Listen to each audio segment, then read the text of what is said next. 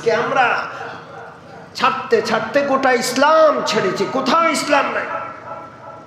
বিশ্ব ব্যবস্থার কোথাও ইসলাম নাই, রাষ্ট্র ব্যবস্থায় ইসলাম নাই, আদালতে ইসলাম নাই, শিক্ষা ব্যবস্থায় ইসলাম নাই, অর্থনীতিতে ইসলাম নাই, সমাজে ইসলাম নাই, পরিবারে ইসলাম নাই, ব্যক্তি জীবনে ইসলাম নাই। ঠিক না? ছাড়তে ছাড়তে আর কিচ্ছু নাই। কম্বলের লোম উঠতে উঠতে এখন কম্বলই আর নাই। আমরা ইসলামের ব্যাপারে, ইসলামের বিধানের ক্ষেত্রে কোনো আপোষ করব না ইনশাআল্লাহ। আমরা আল্লাহ, আমাদের সবকিছু কার? এই জমিন কার? আসমান কার? চলবে কার? আল্লাহ রাব্বুল আলামিন, যিনি আমাদের হায়াত মৌতের মালিক,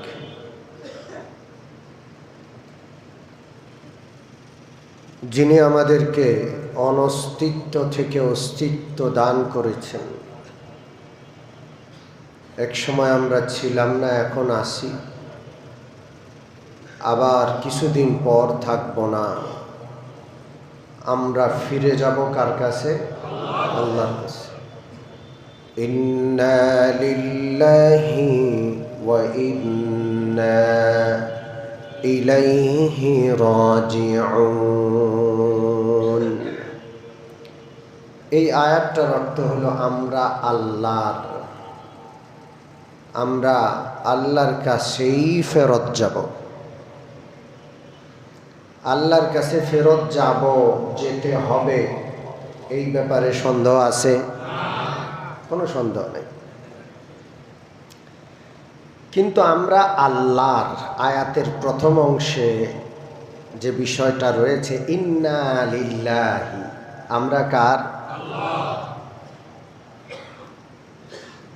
এই ব্যাপারে মনে হয় আমাদের কিছু সন্দেহ আছে। আমি আপনি কি আল্লাহর হয়েছি? জোরে বলেন। আল্লাহর হতে পারি না। আমি যদি আল্লাহর হতাম, আমার মালিক আল্লাহকে মনে করতাম, আমার সব কিছুর মালিক আল্লাহকে ভাবতাম, তাহলে আমার জিন্দিগি কার হুকুম মতো চলতো? কার বিধান মতো চলতো?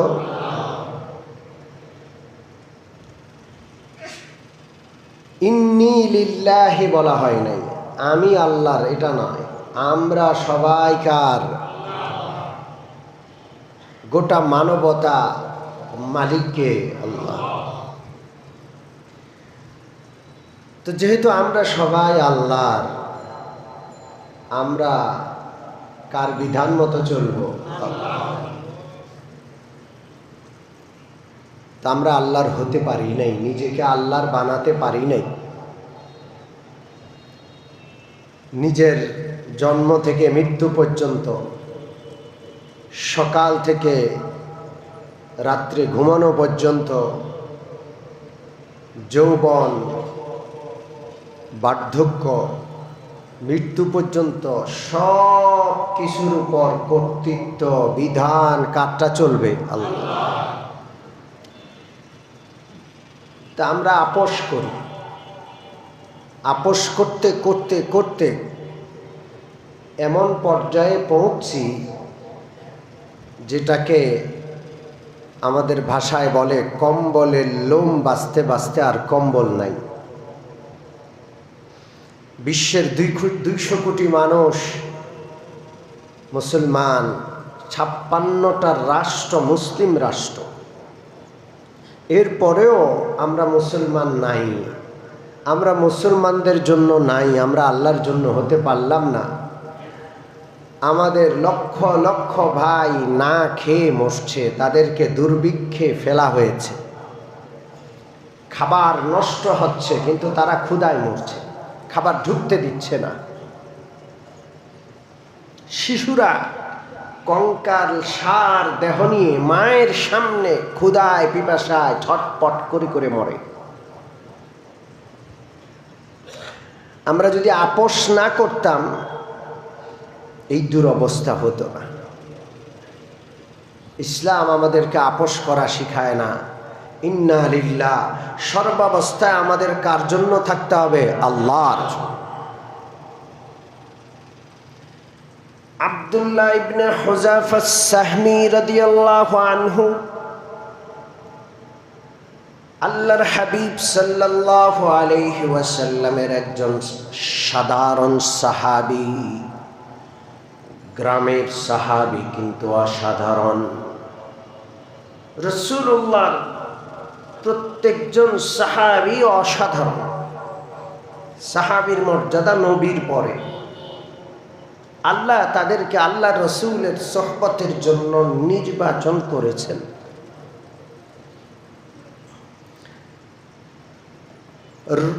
পারস্য সম্রাট, সেই সময়কার পরাশক্তি,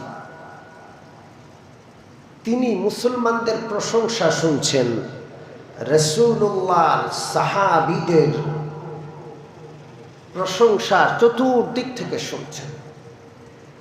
এরা জান দিয়ে দিবে, কিন্তু রাসূলুল্লাহর সুন্নাহ থেকে একটুর জন্য সরবে না।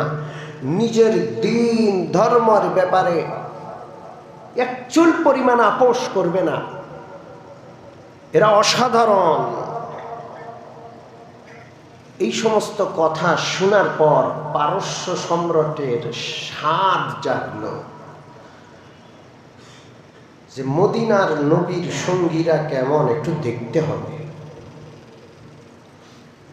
তার সেনা সদস্যদেরকে নির্দেশ জারি করা হলো, কোন মুসলমান যদি বন্দী হয়, কোন মুসলমান যদি পাকড়া হয়, তাকে মারা যাবে না। যে কোনোভাবে জীবদ্দশায় একটু আমার সামনে উপস্থিত করবা, আমি একটু দেখব আমি যা শুনেছি বাস্তবেও কি তাই না বেশ কম আছে। আল্লাহর কি হিকমত! হযরত ওমর ফারুক রাদিয়াল্লাহু তাআলা আনহুর খেলাফতের যুগ, একটা ছোট্ট বাহিনী, মুজাহিদ বাহিনী হযরত ওমর ফারুক রাদিয়াল্লাহু তাআলা আনহু রোম সাম্রাজ্যের বর্ডারে নিযুক্ত করলেন। এরা যেন বর্ডার থেকে, মুসলিম রাষ্ট্রের বর্ডার থেকে খ্রিস্টান রাষ্ট্র, পারস্য সম্রাটের বর্ডারের ভিতরে ঢুকে চোরাগুপ্তা হামলা চালায়। সরাসরি সম্মুখ যুদ্ধ না। তো ছোট্ট সেই দলটার একজন সদস্য ছিলেন হযরত আব্দুল্লাহ ইবনে হুযাফা আস-সাহমি। ঘটনাচক্রে এই দলের লোকেরা পারস্য সম্রাটের বাহিনীর হাতে পাকড়াও হয়ে গেল, ধরা পড়ে গেল। এই গোটা গ্রুপটাকে, মুজাহিদ বাহিনীটাকে ধরে কাউকে মারে নাই, বন্দি করে তারা একেবারে রাজধানীতে নিয়ে গেল। পারস্য সম্রাটের রাজপ্রাসাদে বন্দি হিসাবে উপস্থিত করা হলো।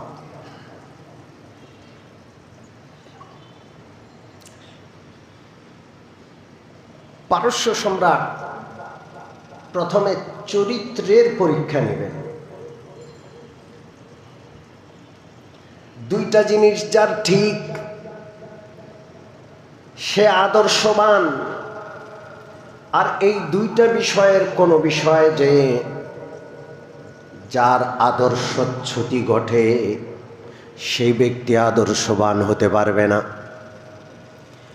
এক নম্বর হইল নারীর লোভ। যে ব্যক্তির নারীর প্রতি লোভ থাকে, যে ব্যক্তি নিজের যৌবনকে কন্ট্রোল করতে পারে না, সে আদর্শবান নয়। আমি আমার সম্পর্কে জানি, আপনি আপনার সম্পর্কে জানেন। আপনি সৎ না অসৎ নিজেকে জিজ্ঞেস করেন, আপনি নিজের কাছ থেকে উত্তর পেয়ে যাবেন। দুই নম্বর হলো অর্থ, টাকা। আপনি লোভী কিনা,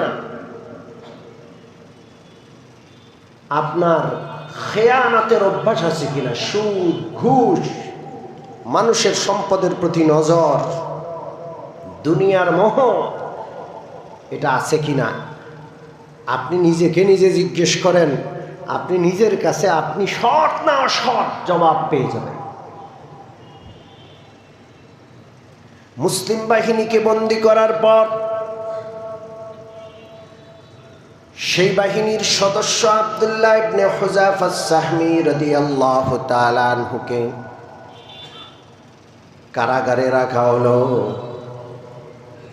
সর্বপ্রথম পরীক্ষা চলছে চরিত্রের।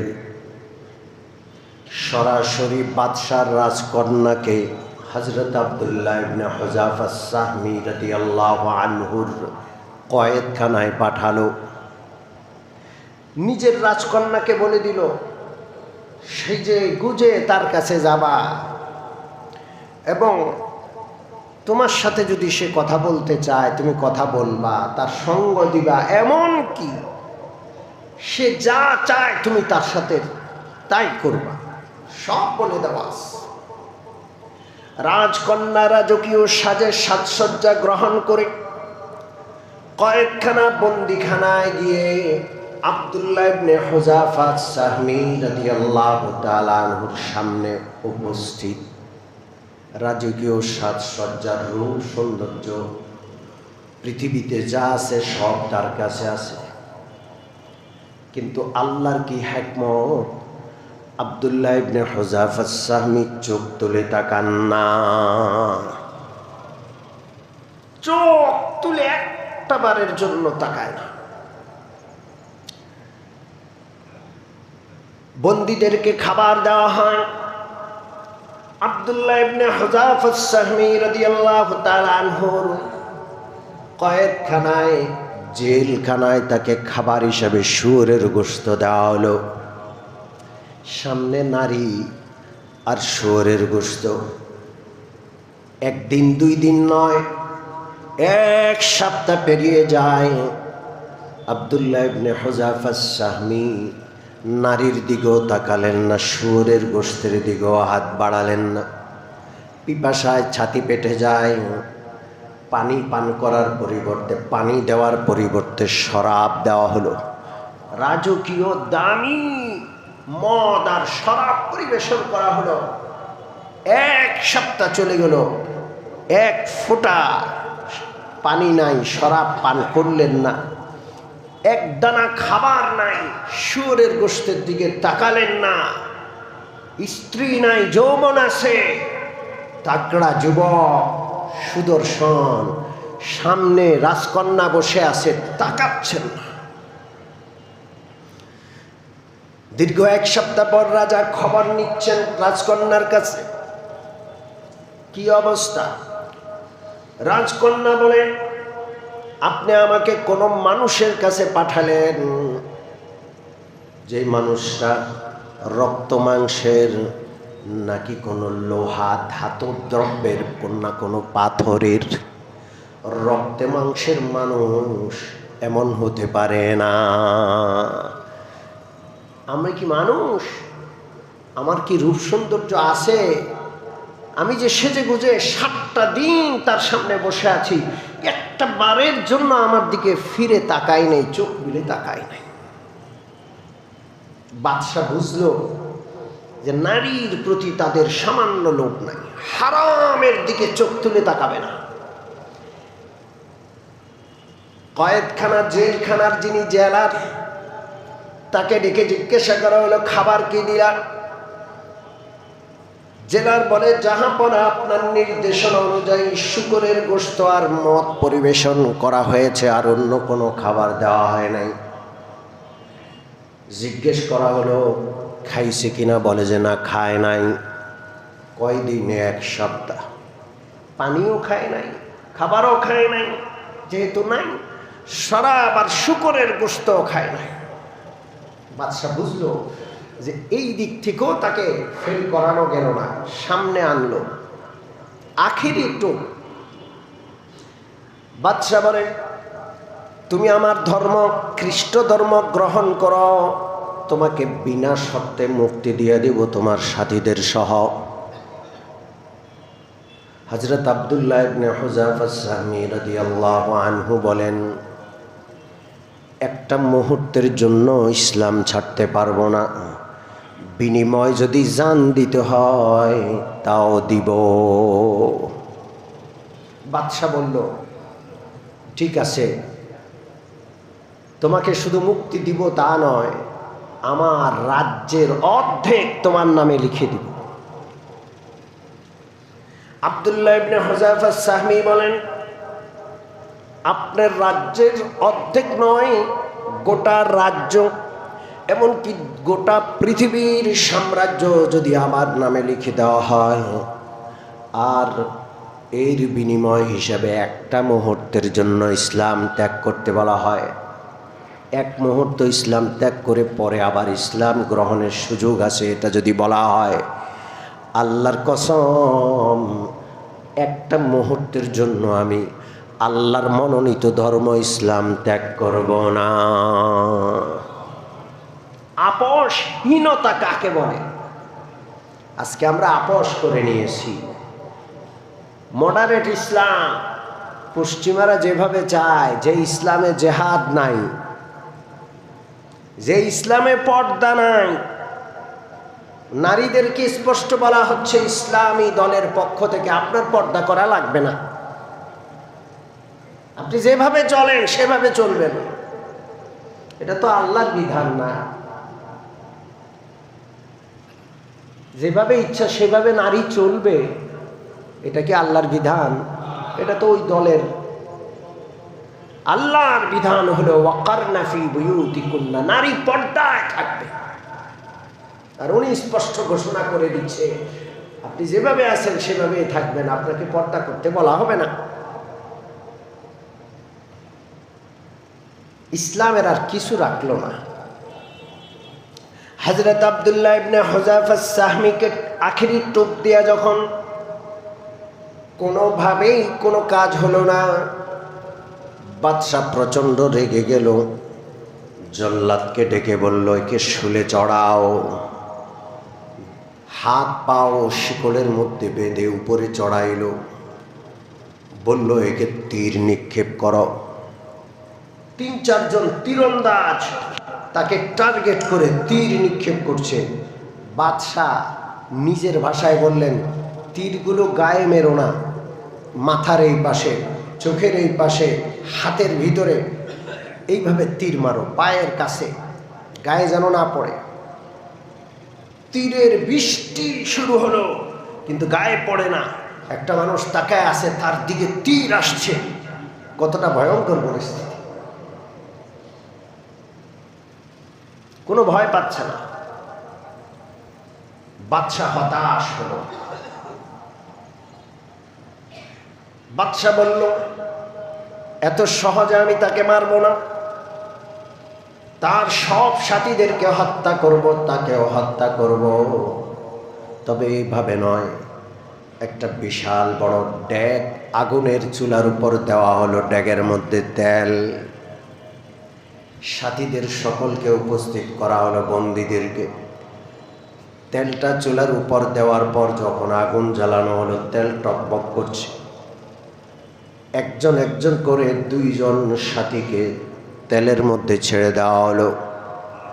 ফুটন্ত তেলের মধ্যে আল্লাহর রসুলের সাহাবী মুজাহিদ বাহিনীর 2 জন সদস্য ভাজা হয়ে গেল, চোখের সামনে ভাজা হয়ে যাচ্ছে। কি মর্মান্তিক দৃশ্য! বাদশাহ তাকায় দেখে আব্দুল্লাহ ইবনে হুযাফা সাহমী রাদিয়াল্লাহু তাআলা আনহু চোখের পানি ছেড়ে কাঁদছেন।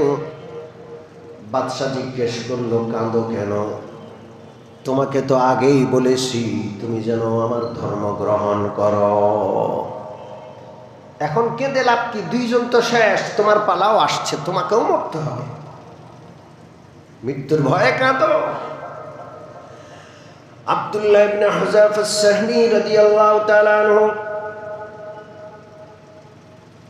প্রচন্ড রেগে গেলেন আর বললেন, নরাধম, মুসলমান মৃত্যুকে ভয় করে না, মুসলমান মৃত্যুকে বিশ্বাস করে। তোমরা শরাব যেমন পছন্দ করো, শরাব ছাড়া থাকতে পারো না, শরাব তোমাদের যতটা প্রিয়, আল্লাহর কসম মৃত্যু আমাদের এর চেয়েও বেশি প্রিয়। পৃথিবীর মুসলমানরা মৃত্যুকে ভালোবাসে, আলহামদুলিল্লাহ। কারণ রাসূলুল্লাহ বলেন মৃত্যু একটা সেতু বন্ধন, এর মাধ্যমে বান্দা আল্লাহর সাথে মিলিত হয়। ইয়াসিলুল হাবিব ইলাল হাবিব, বন্ধু বন্ধুর সাথে মিলিত হয়। আমার আপনার বন্ধুকে জোরে বলেন কে? আমি আপনি বলছি না, স্বয়ং আল্লাহ বলছে, আল্লাহু ওয়ালিয়ুল্লাযীনা আমানু ইউখরিজুহুম মিনাজ যুলুমাতি ইলান নূর। আল্লাহ রাব্বুল আলামিন বলছেন, আল্লাহ রাব্বুল আলামিন হলেন মুমিনদের অভিভাবক, মুমিনদের বন্ধু। ওয়ালিয়ুল্লাযীনা আমানু, আল্লাহ হলেন মুমিনদের বন্ধু। অন্য আয়াতে আল্লাহ বলেন, যালিকা বিআন্নাল্লাহা মাওলাল্লাযীনা আমানু ওয়া আন্নাল কাফিরিনা লা মাওলা লাহুম। আল্লাহ হলেন মুমিনের বন্ধু, ইমানদারের বন্ধু, ইমানদারের অভিভাবক। কাফের বেঈমানদের কোনো অভিভাবক নাই। আমাদের বন্ধুকে, আমরা মৃত্যুকে ভয় পাই না ইনশাআল্লাহ। আব্দুল্লাহ ইবনে হুযায়ফা আস-সাহমী রাদিয়াল্লাহু তাআলা আনহু যখন বললেন মৃত্যুর ভয়ে আমি কাঁদি না, আমরা মৃত্যুকে ভয় পাই না, বাদশা আশ্চর্য হয়ে জিজ্ঞেস করে তাহলে কাঁদো কেন? আব্দুল্লাহ ইবনে হুযায়ফা আস-সাহমী রাদিয়াল্লাহু আনহু বলেন, কাঁদি এই জন্য, আমার মালিক আমার বন্ধু, আল্লাহর জন্য বিসর্জন দেওয়ার মতো মাত্র একটা জান আমার আছে। আহারে, এই পানি, এই তেলের ডেগে পড়ে আমার সেই একটা জান আছে, একটা বার দিতে পারবো আল্লাহর জন্য। আমি কাঁদি, আমি আফসোস করি, আমার শরীরে যতগুলো লোম আছে, পশম আছে, অত সংখ্যক যদি আল্লাহ আমাকে প্রাণ দিতেন, প্রত্যেকটা জান, প্রত্যেকটা প্রাণ আমি আমার মালিক আমার বন্ধু আল্লাহ রাব্বুল আলামিনের রাস্তায় বিসর্জন দিতাম। আমার তো একটাই জান, আমার মালিকের জন্য আমি একটা বারই মাত্র দিতে পারবো, আর সেই সময়টা চলে আসছে, শেষ। আমার যদি পশম পরিমাণ সংখ্যক জান থাকতো, আমার প্রত্যেকটা জানই আমি আমার মালিকের জন্য দিতাম। হযরত আব্দুল্লাহ ইবনে হুযায়ফা আস-সাহমী কথা বলার পর বাদশা বুঝে ফেললেন এই জাতির সাথে কোনোভাবেই লড়াই করে পারা যাবে না।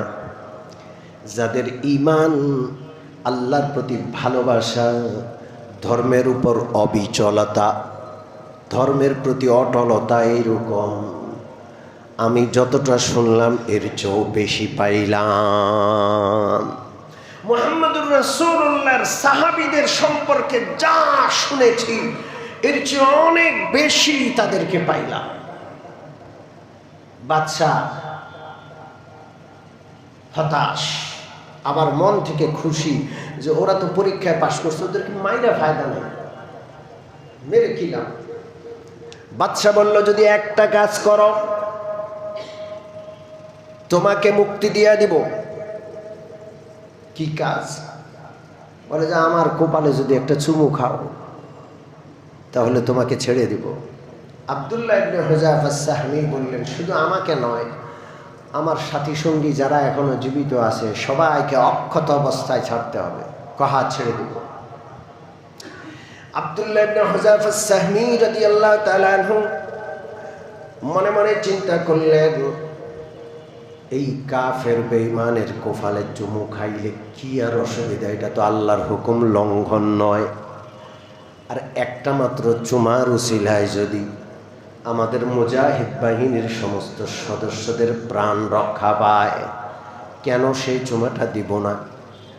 আব্দুল্লাহ ইবনে হুযাফা আস-সাহমি কাছে আসলেন, নিজের হাতের আস্তিনটা কাফের বাদশার কপালের উপর রেখে আস্তিনের উপর হাতের আস্তিনের উপর কাপড়ের উপর চুমা দিলেন। বাদশা খুশি হয়ে গেল। সসম্মানে পুরা মুজাহিদ বাহিনীকে বাদশা মুক্তি দিয়া দিল। তারা মদিনায় ফেরত আসলেন। হযরত ওমর রাদিয়াল্লাহু তাআলা আনহু খলিফা, তার দরবারে মুজাহিদ বাহিনীর কারগুজারি হচ্ছে। তারা কি কি কাজ করেছে, কিভাবে বন্দী হলেন, কিভাবে মুক্ত হলেন, কি কি তাদের সেখানে মুসিবত আসছে, সমস্ত বর্ণনা হযরত ওমর নিজে শুনছেন। যখন তিনি শুনলেন আব্দুল্লাহ ইবনে হুযাফা আস-সাহমি কাফের বাদশার কপালে একটা চুমু খেয়ে সমস্ত সাথীদেরকে মুক্ত করে নিয়ে আসলেন, হযরত ওমর রাদিয়াল্লাহু তাআলা আনহু বললেন, হাক্কুন আলা কুল্লি মুসলিমিন আন ইউকাব্বিলা আলা ওয়াজহি আব্দুল্লাহ ইবনে হুযাফা আস-সাহমি ওয়া আনা আউওয়ালান উকাব্বিলুহু। হযরত ওমর বললেন, এখানে যত মুসলমান উপস্থিত আছে সবাই আব্দুল্লাহ ইবনে হুযাফা আস-সাহমির কপালে আজকে চুমু খাবে। সর্বপ্রথম আমি তা শুরু করছি, আমি তার কপালে চুমু খেলাম। হযরত ওমর চুমু খেলেন। দরবারে উপস্থিত সমস্ত সাহাবী এবং উপস্থিত সদস্যবর্গ আব্দুল্লাহ ইবনে হুযাফা আস-সাহমির কপালে চুমু খাইলেন। তার ধর্মের ব্যাপারে এত মজবুতি, এত অটলতা, কাফের বাদশার সমস্ত পরীক্ষায় তিনি উত্তীর্ণ হলেন। নারী দিয়া ধোকায় ফেলার চেষ্টা করেছে, পড়েন নাই। ক্ষুধা পিপাসা বরদাস্ত করেছেন, শুয়োরের গোশতের দিকে, মদের দিকে হাত বাড়ান নাই, জান দিতে রাজি হয়ে গেলেন। একটা মুহূর্তের জন্য ইসলাম ধর্ম ত্যাগ করতে রাজি নয়। সারা পৃথিবীর রাজত্ব দিলেও ইসলাম ধর্মের কোনো বিধান ত্যাগ করতে রাজি নয়। মুসলমান তো এমন হওয়ার দরকার ছিল। কথা ঠিক কি ঠিক না? এই জন্য কবি বলেন, চীন আরব হামারা, হিন্দুস্তান হামারা, চীন আরব হামারা, हिंदुस्तान हमारा, मुस्लिम है हम, वतन है सारा जहां हमारा। চীন আমাদের, আরব আমাদের, আমরা মুসলিম, গোটা বিশ্বের প্রতিটা জমিন আমাদের। আইন চলবে কার? কোনো ছাড় নাই। ইসলামের কোনো বিধানের ক্ষেত্রে কাউকে খুশি করার জন্য ছাড় দেওয়ার কোনো অবকাশ আছে? জোরে বলেন। কাটছাট করার কোনো অবকাশ আছে? কোনো অবকাশ নেই। মজবুত থাকতে হবে, মজবুত থাকতে হবে। হযরত হুযায়ফা রাদিয়াল্লাহু তাআলা আনহু, হুযায়ফা রাদিয়াল্লাহু তাআলা আনহু গভর্নর। তো একবার গভর্নর হিসাবে তাকে আরেক দেশের গভর্নর দাওয়াত দিছে, খ্রিস্টান। খাবারের বিশাল আয়োজন, রাজকীয় মেহমান হযরত হুযায়ফা তার সাথী সঙ্গীরা। রাজকীয় খাবারের পরিবেশনা হয়েছে, সেখানে খেতে বসেছেন। দামি দামি খাবার। খাবার খেতে খেতে খাবারের একটা অংশ, খাবারের একটা টুকরো প্লেট থেকে পড়ে যায়। হযরত হুযায়ফা রাদিয়াল্লাহু আনহু সুন্নত তরিকা অনুযায়ী পড়ে যাওয়া খাবার উঠিয়ে খাচ্ছেন। খাবার ফেলতে হয় না, নষ্ট করতে হয় না। খাবার কার নেয়ামত? জোরে বলেন আল্লাহর। পৃথিবীর মানুষ কত কিছু প্রস্তুত করতে পারে, আল্লাহর দেওয়া খাবার যেটা জমিন থেকে আল্লাহ উৎপন্ন করেন, আজ পর্যন্ত কোনো বিজ্ঞানী একটা চাল, একটা দান, একটা গম আবিষ্কার করতে পারে নাই। পারছে? জোরে বলেন। এটা কে দেন? রিজিকের অনেক দাম, রিজিক যেন নষ্ট না হয়। হোটেল রেস্তোরাঁয় কি পরিমাণ খাবার নষ্ট করে আল্লাহ। খাবার নষ্ট করবেন না, সন্তানদেরকে খাবারের মূল্যায়ন শিখাবেন। একটা দানা পড়ে গেছে ওটাও যেন উঠে ধুয়ে খায়। রিজিক দোয়া করে। কি করে? দোয়া করে। হাদিসে আছে আপনি খাবার উঠে খাইলে এই খাবারটা আপনার জন্য কি করে? হযরত হুযায়ফা রাদিয়াল্লাহু তাআলা আনহু খাবার যখন পড়ে যাওয়া খাবার উঠিয়ে খাচ্ছেন, সাথী সঙ্গীরা তাকে টিকা টিপ্পনি কাটলো, এইভাবে খাবার উঠিয়ে খাবেন না, কারণ আপনি রাজকীয় মেহমান। আপনি হইলেন একটা দেশের গভর্নর, আরেক দেশের গভর্নরের সাথে খেতে বসেছেন। খাবার উঠিয়ে খাওয়া এই দেশে এটাকে দর্শনীয় মনে করা হয়। খাবার উঠিয়ে খাইলে এরা মনে করে জীবনে মনে হয় খাবার চোখে দেখে না, জীবনে খাবার মনে হয় খায় নাই, মাটিতে বসছে তাও উঠে খায়, এরকম করে তুচ্ছ তাচ্ছিল্য করে। অতএব ঠিক আছে, অন্তত এখানে দরকার নাই, যেটা পড়ে গেছে থাক। হযরত হুযায়ফা রাদিয়াল্লাহু আনহু বললেন, আত্রুকু সুন্নাতা হাবিবি লিহাউলাইল হুমাকা, আমি কি আমার প্রিয় নবীর সুন্নত এই আহমক, এই বেকুব, এই অজ্ঞদের কারণে ছেড়ে দিব? এরা অজ্ঞ, এরা রিজিকের কদর বোঝে না। রিজিক নষ্ট করা বুদ্ধিমানের কাজ নাকি? এরা তো আহমক। এই বেকুবদের কারণে বুঝি আমি আমার প্রিয় নবীর সুন্নত ছেড়ে দিব। একটা সুন্নত, একটা খাবার তুলে খাওয়ার সুন্নতকে তিনি কত মূল্যায়ন করছেন। কে কি মনে করলো দেখার টাইম নাই, এটা আমার নবীর সুন্নত, আমি খাবার তুলে খাই, এটা আমার গর্ব। ঠিক ঠিক না? এইভাবে ইসলামের ব্যাপারে আপোষহীন হইতে হবে। রাজি আছি ইনশাল্লাহ? কোনো ছাড় দিতে রাজি নাই তো ইনশাল্লাহ?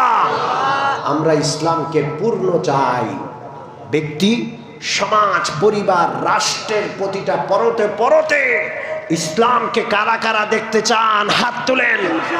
নারে তাকবীর। আল্লাহ কবুল করেন। সম্মানিত মুসল্লিয়ানে কেরাম, আমাদের মসজিদ কমিটির কোনো দায়িত্বশীল 2-1 মিনিট একটু কথা বলুন।